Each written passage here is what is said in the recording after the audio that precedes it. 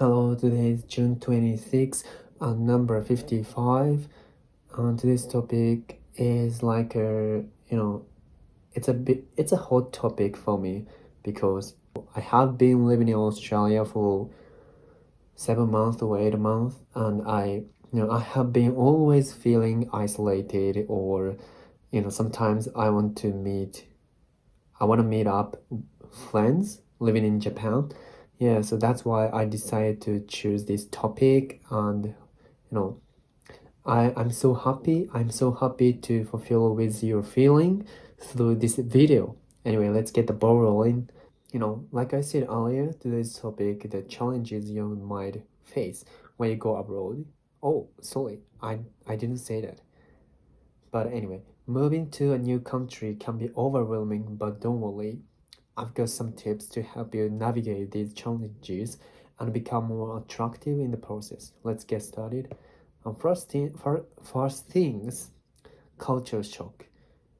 This is the most challenging things for me when I arrive in Australia, and when you're arriving in a new country, everything can feel overwhelming. The language, customs, and daily routines are different from what you were used to.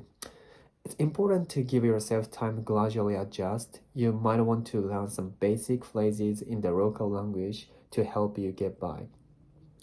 You know how, you know, before I decided to go to Australia, I had kept studying English like 3 hours or 2 hours in a day. But, you know, go to Australia, the first things I felt is native speakers English was totally insane and too fast. You know, when I was in Japan, I always listened to English audio, uh, which is TOEIC audio things. It's like, easy to listen, and the sound is so clear. But on the other hand, Australian accent and speed that Australian speak is way more fast, and you know Australian English is a bit of broken. so so that's why, if you want to go to Australia, you might as well to learn English phrases or Australian slang, something like that. you know if you don't want to feel isolated, and if you don't want to feel, oh, my English is totally stuck, what the point of studying English in Japan, you should try that. And second things, getting used to the new environment. Getting used to the new environment can take time. You'll need to adapt to different weather, food, and social norms. Gradually, you'll start to feel more comfortable. Basically, the key is to be patient with yourself and allow to get used to your new surrounding. And third things, homesickness. From my perspective, I wouldn't feel homesickness, but one of my friend living in Australia always say, and she was like, I want to go back to home, and you know I'm I'm so sad not to meet with my parents, something like that. And like I said earlier, being away from family and friends can be tough. And you know I'm gonna suggest you that to cope with that, try to stay connected with loved ones through video calls and social media. You might want to create a routine that indicate absolutely. You might want to create a routine that includes activities you enjoy, which can help you feel more settled.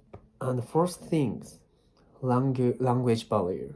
I would say this is the most challenging things, and the most, when you go abroad, language barrier is one of the things you might feel isolated, or sometimes, this is something that you want to feel go back to your own country, you know, because, you know, if you can study languages, you know, you wouldn't communicate with native native speaker or someone who lived in the country, right? Not being able to communicate effectively can make you feel isolated.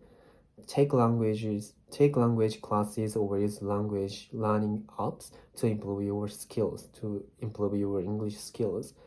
Gradually, you'll find yourself becoming more confident in your ability to communicate. Like, try to post a video, like me. Yeah, if you feel it's a bit of difficult for you to keep posting a video, how about, you know, chatting with ChatGPT?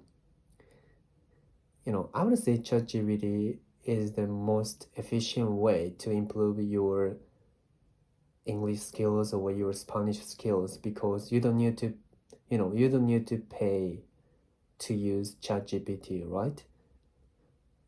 You know, you can keep studying languages with no money. So if you want to start to learn languages from scratch, yeah, you should use ChatGPT. Sometimes, yeah, sometimes I've used ChatGPT to improve my English skills. And, you know, more intriguingly, ChatGPT gives me a script on YouTube. You know, script, what topic should I talk on YouTube, and it gives me your script, and that helps me a lot, thankfully. And lastly, building a social network. Building a new social network is crucial. Join clubs, attend social events, or engage in community activities to meet new people. Being proactive in making friends can help you feel more at home and provide a support system. Yeah. Oh yeah, this is the supplies, you know, this is the things, the thing, sorry, you know, if we want to go abroad, the thing is, if you can speak you know, if you can speak English or not, or, you know, if you can speak English fluently like a native speaker, at least, you know, communicate with someone like this. You know, it's easy to make new friends. But on the other hand, you know, I would say there are some people who don't totally understand what native speaker says, and they was like, you know, they feel, they was like, no, I don't care if I speak English very well or not, because if I go to abroad, you know, I can speak English very well.